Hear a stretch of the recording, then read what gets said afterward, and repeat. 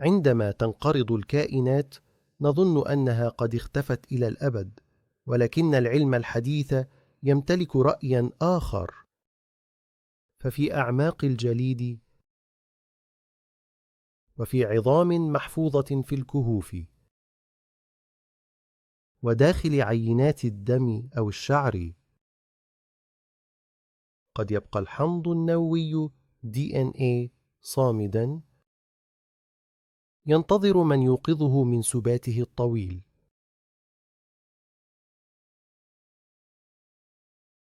أشهر تقنية لإرجاع الكائنات المنقرضة هي الاستنساخ. نأخذ DNA من كائن منقرض كالماموث ونضعه في بويضة فيل مفرغة، ثم تزرع البويضة في رحم أنثى فيل لتبدأ رحلة الحياة. وقد نجحت تجارب في تكوين أجنة ماموث بهذه الطريقة.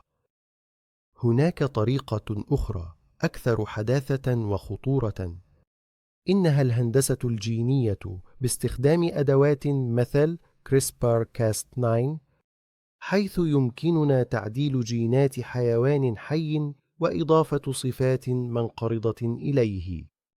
فمثلا يتم تعديل دجاجة لتشبه أجدادها من الديناصورات، أو تعديل جينات الفيل ليصبح شبيها بالماموث في الشعر والدهون وسمك الجلد.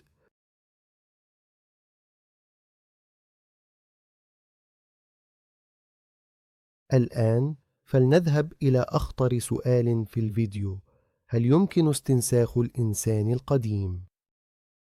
العلماء يمتلكون جينوما كاملا لإنسان نياندرتال الذي عاش قبل 40,000 عام. نظريا نعم، يمكن استنساخه، ولكن هل نملك الحق الأخلاقي لفعل ذلك؟ هل من الأخلاق أن نعيد إنسانا عاش آلاف السنين ليجد نفسه في عالم غريب بالمرة؟